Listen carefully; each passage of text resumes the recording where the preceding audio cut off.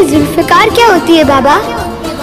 जुल्फ़िकार हजरत अली की शानदार तलवार का नाम है। ये किस तरह की तलवार है बाबा?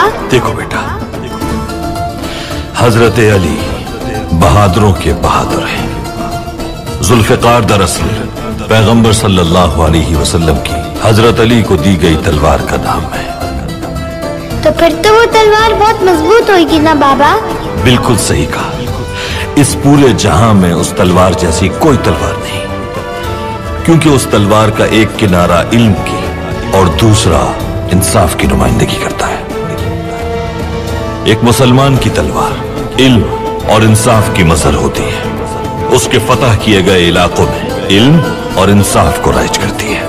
इसीलिए हम अपने बहादुरों को जंग पे जाने से पहले उनकी तलवारों को मिस्ल जुल्फ़िकार होने की दुआ देते हैं। दुआ करते हैं कि हमारे मफ्तून